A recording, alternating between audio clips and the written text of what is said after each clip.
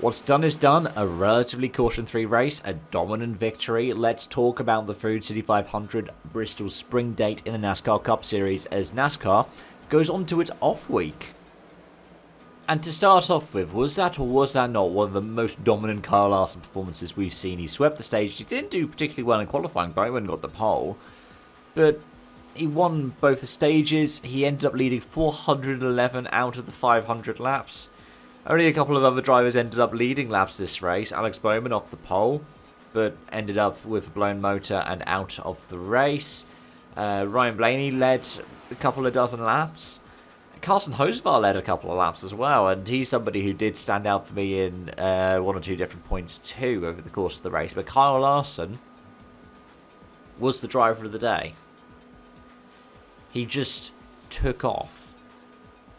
He had to catch up in stage one. There were some bits where he was falling a bit further back, and then he had to pick up, and then fell back and picked up.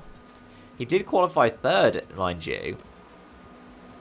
But stage two was really where he came alive. He just ran off.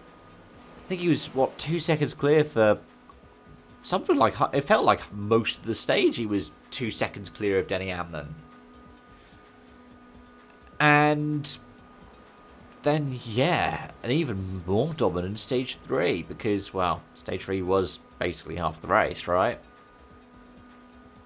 We only had one natural caution the entire race, now it's for SVG. And the 5 crew was just pretty much on another level. If I remember rightly, the main reason why Blaney led so many laps was because he overextended the penultimate stint.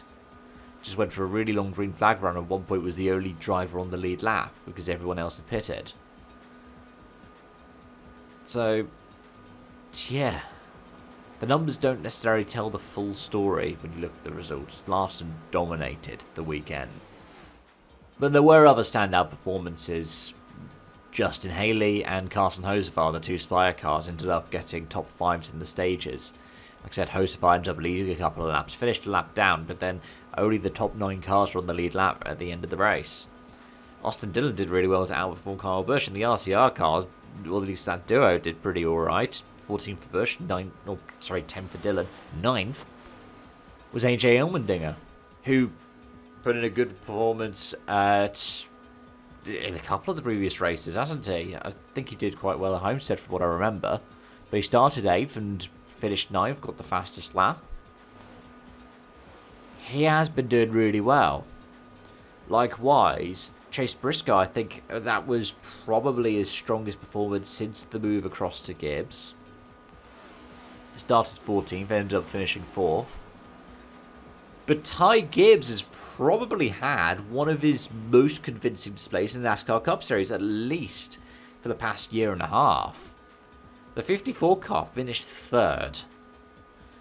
He ran Denny Hamlin quite close at some stages, dropped off in the later stages because I remember on the broadcast going, oh look, Gibbs is close to Hamlin, and no, it was Hamlin putting a lap on Tyler Reddick. The 23.11s in comparison were pretty much nowhere. They finished 2 laps down in the end. They were 18th and 19th, Wallace following Reddick home. At the same time, Riley Herbst was 4 laps down at the end, but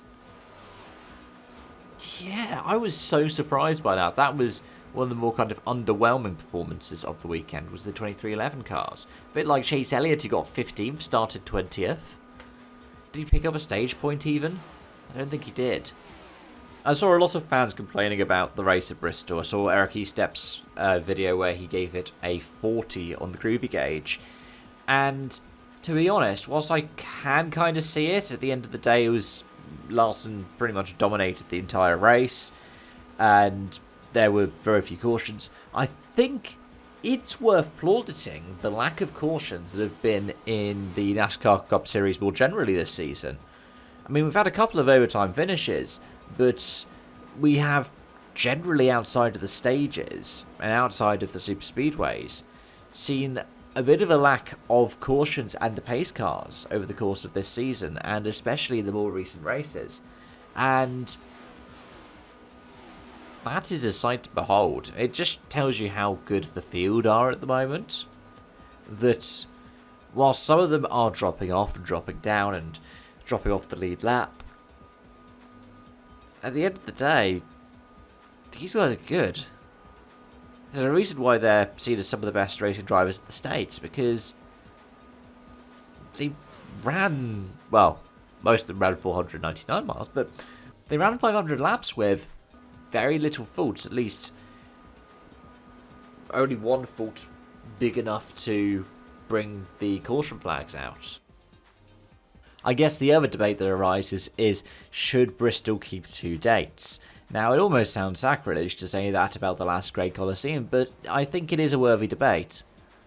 Because people were celebrating the fact that there was tyre wear, and it looked like we might go through tyres in 40 laps over the course of the weekend. But in the end, that wasn't to be. If you looked at the grandstands, you could see a lot of empty seats.